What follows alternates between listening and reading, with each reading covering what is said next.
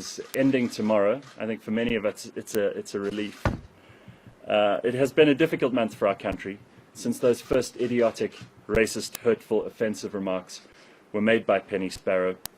I think as a country we need to find the wisdom to make lemonade out of these bitter lemons. If my High Court application and the fine work of my attorney, Eric Mabuza, of Advocate Dalimpofu and his team contributed just that we ended January 2016 in a better place than we started it, then it was worth the sweat. Thank you again to all my colleagues, thank you to the legal team, thank you to my fellow South Africans and the founding mothers and fathers of our Constitution who informed these very important discussions. The debate on racism must be allowed to continue. It must continue in an effective manner until we defeat these demons. A very important correction that I'd like to make right now is that I dragged my fellow judges, Somizi and Unati, into this matter. Now, nothing could be further from the truth. It was Mnet, in their statement on 9 January, that brought them into it.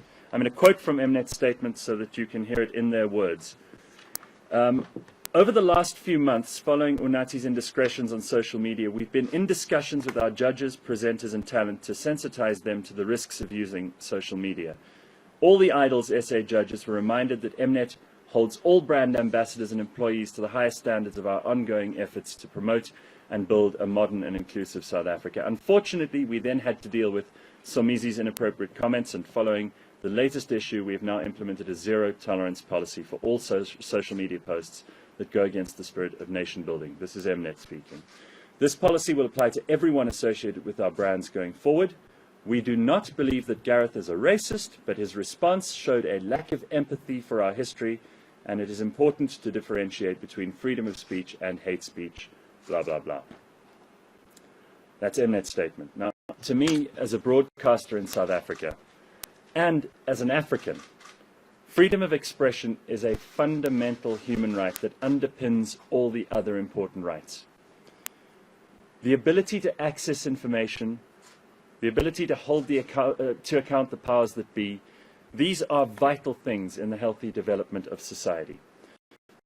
Africa has got a long history of suppression of freedom of expression, both pre- and post-colonization, where people have been excluded from meaningful participation in society, and, in turn, from the opportunity to improve their lives.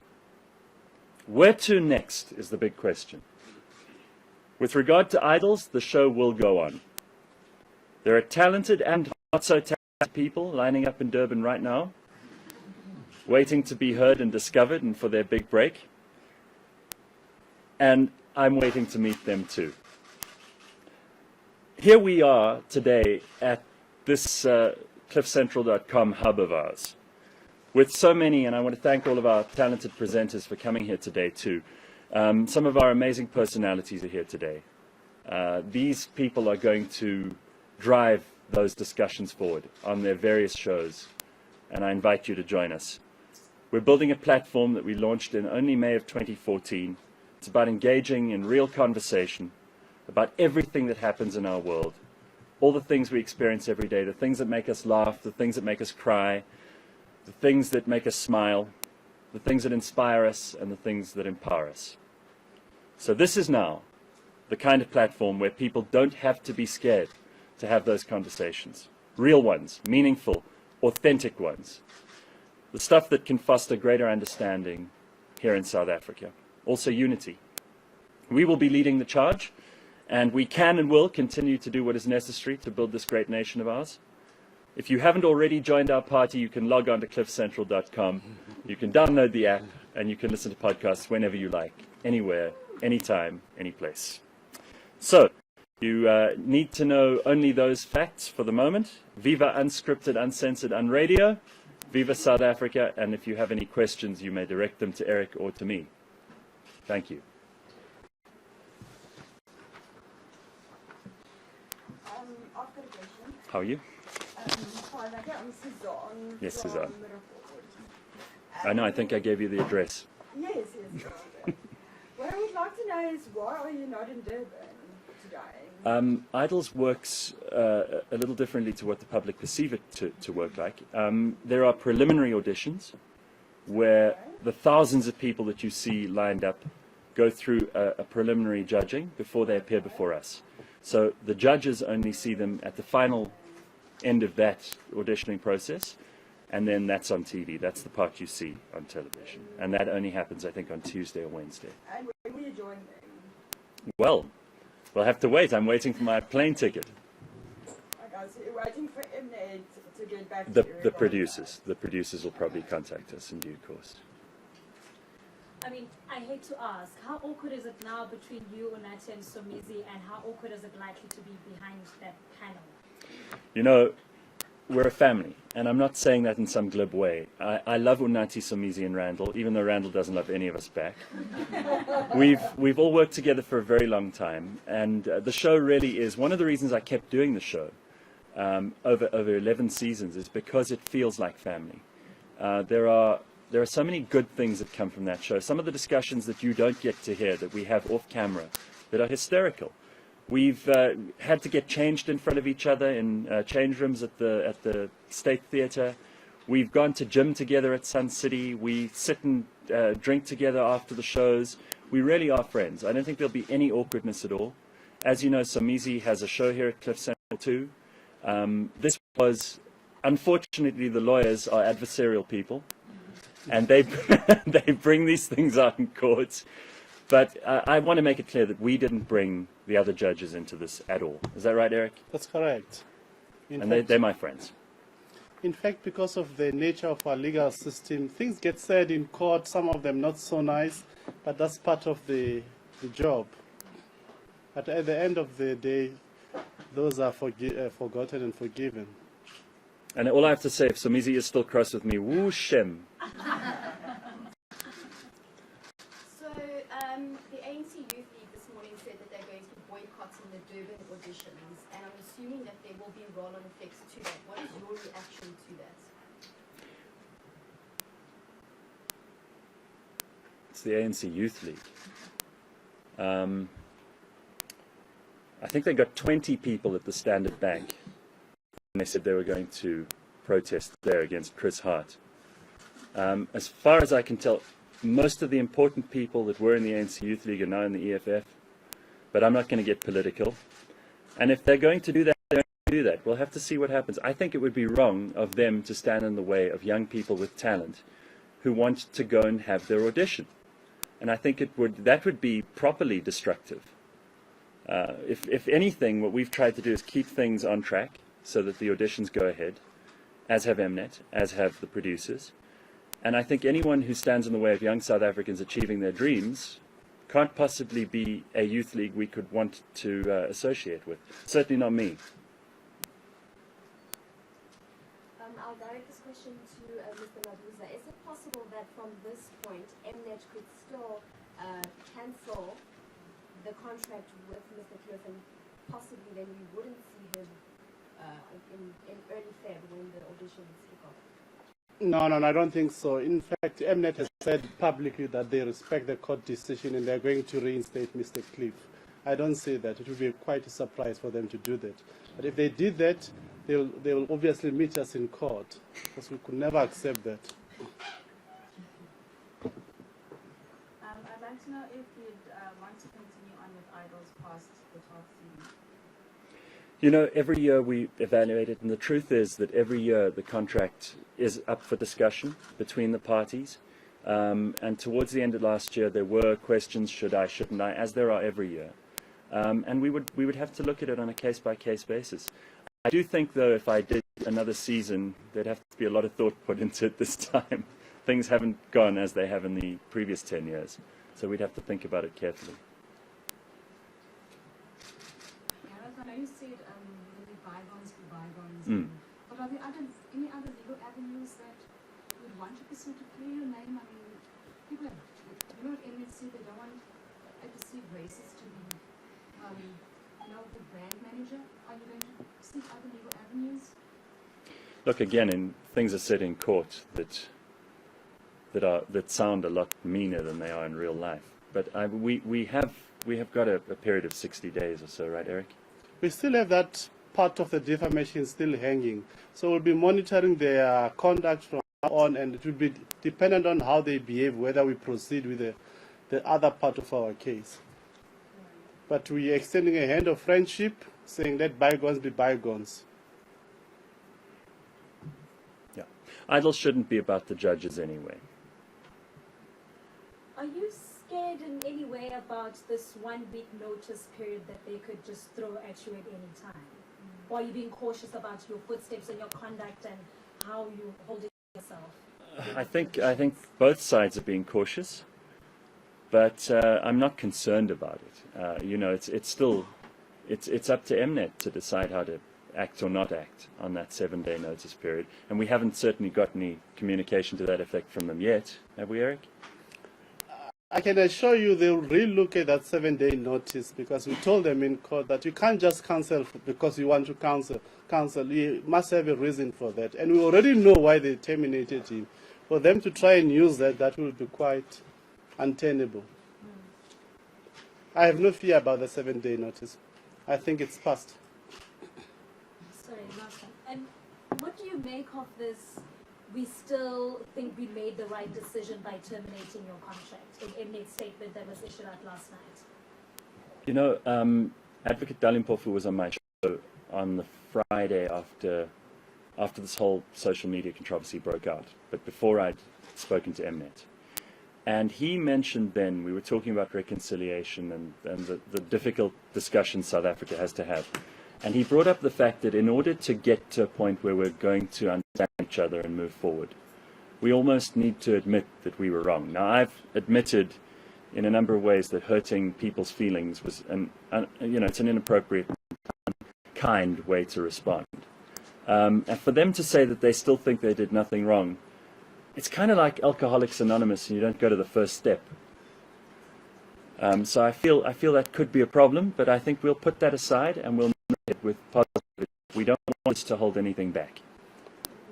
Just to add, that statement is very, very unfortunate. You know, it almost contradicts the court judgment. You either appeal a court judgment or you don't. Fortunately, this one is unappealable. That's why we're saying it borders on contempt.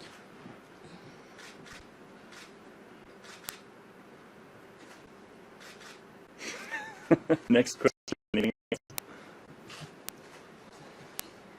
Anybody else? Why do you enjoy being an idols judge? Why do you want to be an idols judge? I enjoy being an Idols judge for the same reason that you enjoy watching it. It's a tremendously positive, popular, entertaining show. There are lots of really interesting people. It's a microscope on kind of the hidden talents of average South Africans and those average South Africans who don't have a talent, that think that the rest of us should be exposed to them anyway.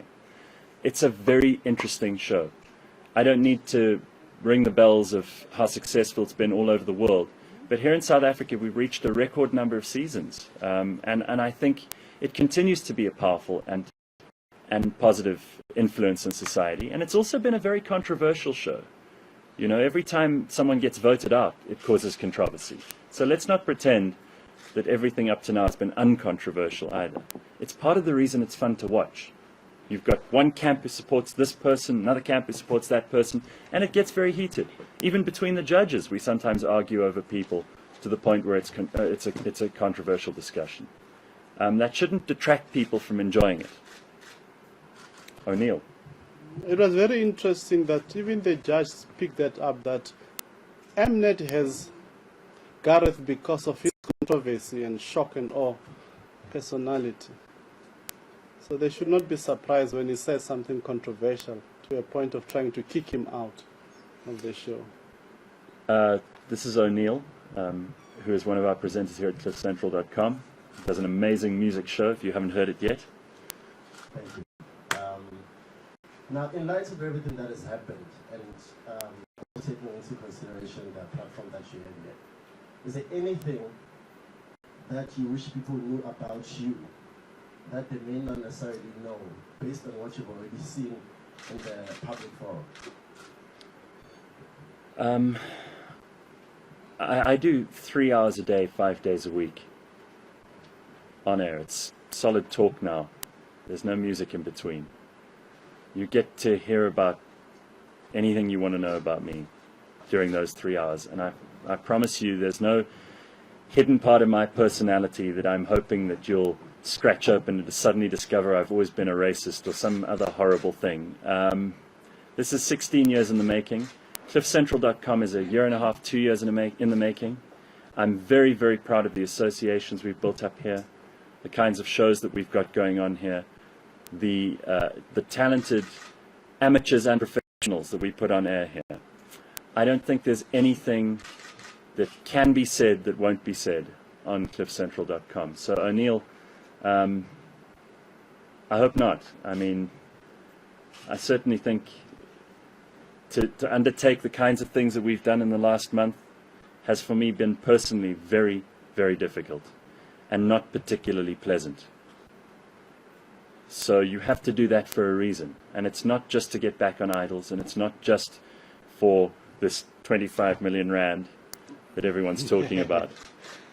It's about what we have to stand for in South Africa. It's about what we have to talk about in South Africa. It's what it means to be a citizen of this great country. And those things supersede anything that I could achieve on my own. But some of those things are worth standing up in court defending. And some of those things are worth standing up in public and defending. And if you're on that side, I'm on your side. Did your listeners on Cliff Central, how did this influence the amount of listeners? I mean, did it grow, did it decline? It's had a very positive effect, whether it's just because it's controversy or not, I don't know. More and more people are coming to listen to what we're doing every day, which is great. And they were already before this happened. And I believe the same will happen for Idols. I'm pretty much convinced that this could only make the show that much more interesting. It shouldn't detract. It won't be a negative thing. It won't impact badly on business.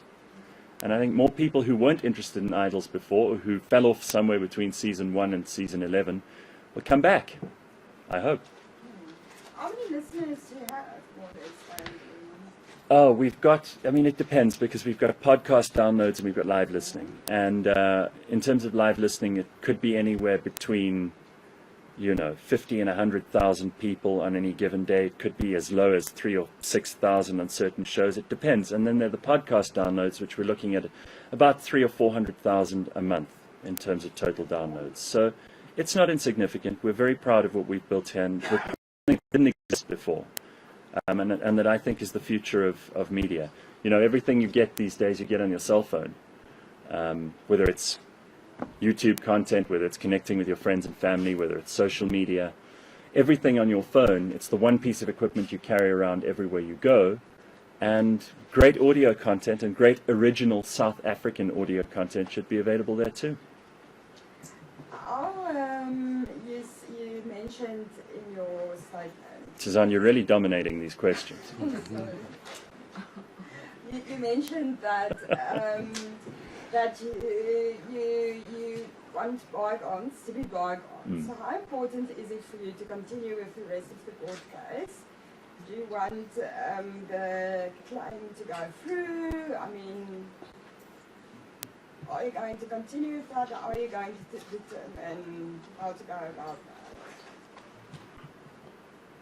Well, as I said, it all depends on the hand of friendship that we're extending to Mnet. If they return that favor to us, we will reconsider the whole action.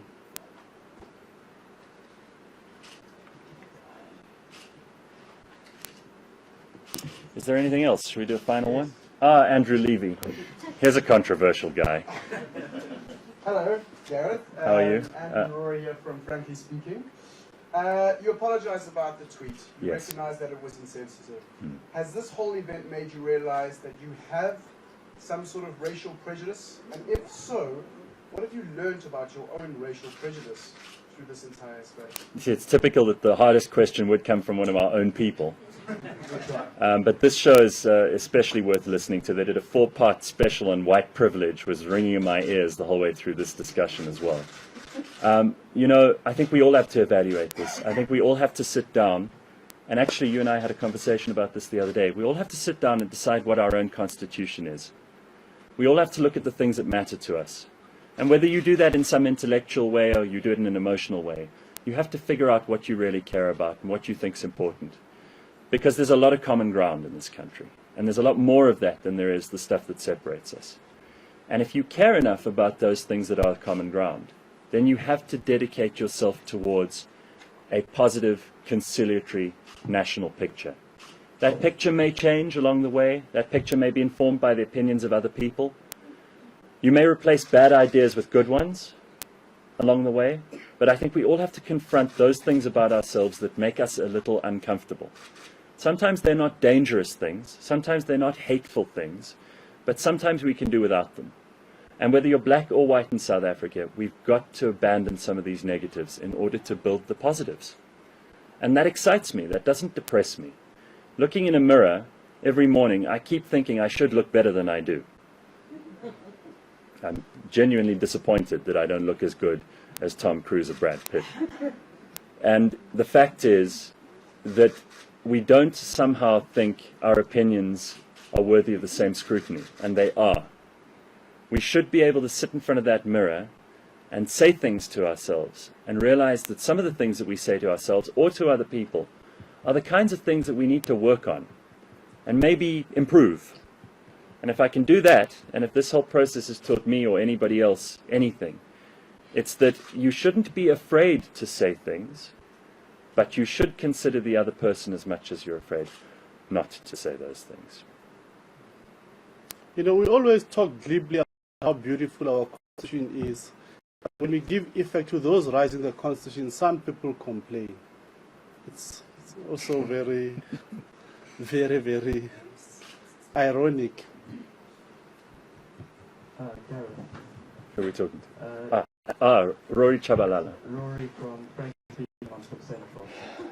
So given Mnet and by extension NASPERS's newfound empathy for the history of South Africa, would you challenge them to extend that sort of empathy towards the way that they transform themselves as a business, given that they're one of the least transformed businesses in this country? Now that they have now latched on to empathy for the history of our country, what would you challenge them to do to continue and not just to stop with firing you? Wednesday at 9/11, Rory, I don't know that it's my place to do any more than I've already done. We've gone to court. It could have been a lot more acrimonious. I'm glad that we've managed to find some kind of way forward so far. May that continue. I think their business of transforming and managing their own interests going forward is none of mine. It was raised. I think it's something a lot of people need to think about in South Africa.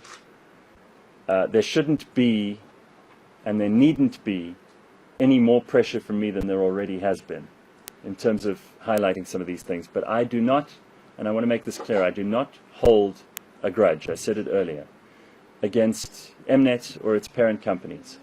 I think that they have contributed in various ways. I think they've continued to entertain South Africans for a long, long time. I feel like the addition of various channels has made their bouquet a whole lot more interesting, but it's not my business to advise them on their business. All I can tell you is that that's something we'll be doing here. It's something that we're interested in pursuing here. It's one of the reasons that shows like yours need to continue doing what they're doing as well. So thank you. You know, these kind of cases have a way of making people reflect on their behavior and conduct. Hopefully some good will come out of the whole episode.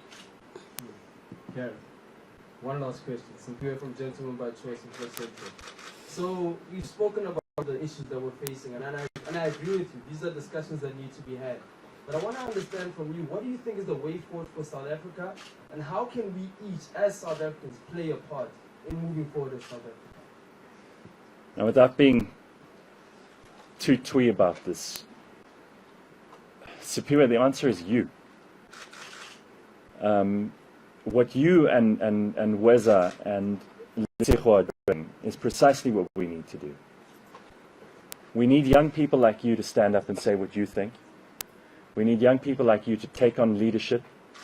It's something that Adrian Groenewald, the leadership platform here at Cliff Central, also very passionate about. And to take the high road, man. We've got amazing potential. Everybody says that. No one disagrees. We've got this incredible history, fraught as it is with division, that puts us in a position to show the rest of the world that it wasn't just a pipe dream of Rainbow Nation and now that's it. There's got to be a new goal. There has to be something that we can work towards together. And I don't believe that it necessarily has to be people like me or you. It needs to be a whole lot more of us. And there are. I think the silent majority of South Africans want this to work. They want things to happen. They want to be able to share in prosperity. It's there, it's possible. And we're capable of it. There isn't a lack of capacity. So you're doing it. Lesego's doing it. Weza's doing it. Your show's an example of what I think we could do. So thank you. I'm sorry to turn your question back on you, but you deserve it. Just on that, we need to have a robust discussion on racism. Disagree, but we must disagree civilly. We must not have a shouting match. We must respect each other. And all the good things that we talk about in this country, Ubuntu. Can disagree robustly without calling each other names.